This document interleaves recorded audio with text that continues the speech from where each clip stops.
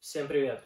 На моем канале запускается новая рубрика «Куда инвестировать свои деньги». Я изведал для себя некоторые новые платформы, это изучаю, мне бы интересно было показать это вам, и вместе с вами, возможно, найдутся мои единомышленники среди моих подписчиков. И сегодня на своем примере я покажу, куда я инвестирую определенную сумму. Вот у меня, например, есть лишние 10 тысяч рублей, я хочу ее инвестировать. Куда мне это лучше сделать, где я получу наибольшую доходность. И сегодня мы все эти моменты затронем.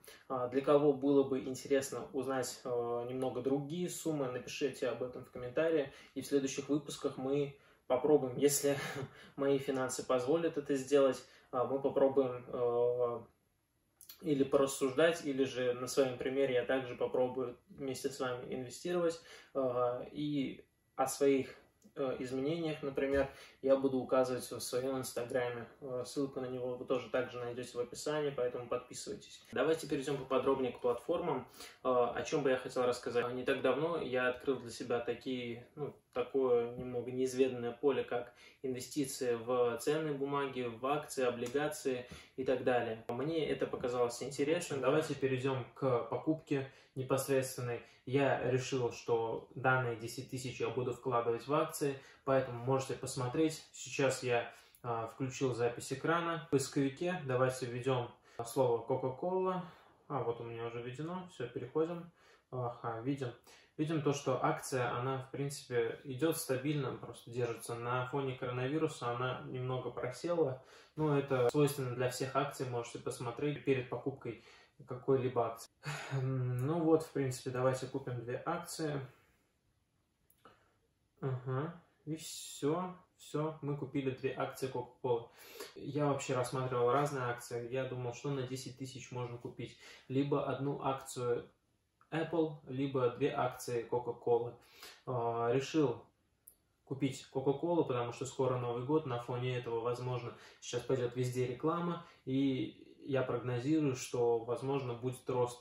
И тем более на фоне коронавируса она упала, и сейчас опять рост у нее идет. Я думаю, что она в любом случае будет расти. Плюс ко всему, она в долларах. Я, как я и говорил до этого, сейчас стараюсь вкладывать акции в долларах, потому что я коплю определенную сумму в долларах, перевожу на счет брокерский, перевожу их в доллары, и у меня там накапливается. Как я вижу, то, что у меня накопилось до определенной акции, я покупаю акцию. Давайте взглянем на мой портфель. В моем портфеле, как он вообще изначально зарождался. Я просто увидел новость о том, что акция Теслы упала, стоила в районе $300, причем при том, что она до этого стоила там порядка 400.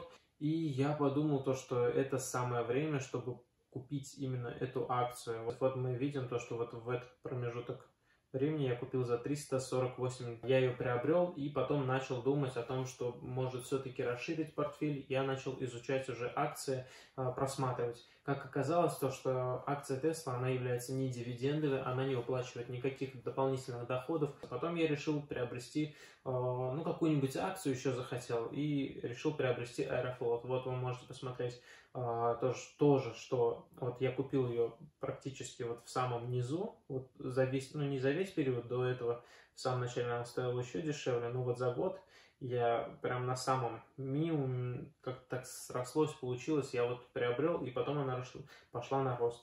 И вот могу сказать то, что когда покупал, я даже вообще не знал, для чего дивиденды, для чего они нужны. А потом, как оказалось, эта компания также выплачивает дивиденды, но Аэрофлот, как мы знаем, очень сильно пострадал на фоне коронавирусной инфекции. И, например, в 2020 году она не выплачивала никаких дивидендов. После этого я решил купить акцию Яндекса. Вот мы видим тоже Яндекс, эта компания является не дивидендовой, но мы видим то, что компания довольно активно растет. И я надеюсь, данная акция пойдет также еще выше, и можно будет на ней заработать и просто продать и приобрести акцию дивидендовую. Ну и все остальные последующие я брал только дивидендовые акции, только в долларах, потому что, считаю, еще раз повторюсь, то, что я держу пари, что доллар, он продолжит расти и будет превосходить себя во много раз. А сейчас я рассказывал информацию о акциях, о том, как вложить свои сбережения, чтобы они не уменьшались под инфляцией, не теряли свою покупательскую способность.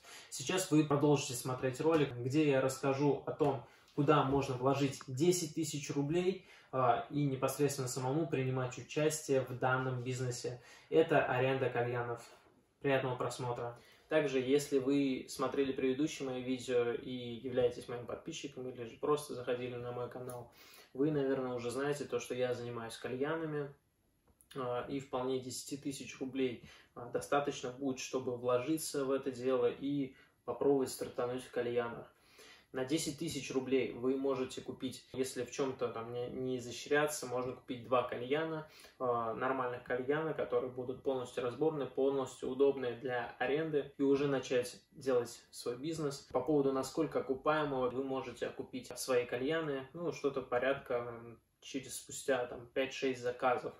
Сравнительную окупаемость я вообще уже нигде не видел. Я сейчас тоже также склоняюсь к рынку аренды. Многие вещи тоже также перебираю, смотрю, куда можно вложиться, на чем можно получить такую же маржинальность. Я просто не могу ничего найти. Все, ролик подошел к концу. Надеюсь, вам он понравился, надеюсь, он вам был полезен. Желаю вам удачи в ваших начинаниях, в вашем продвижении. Всем пока!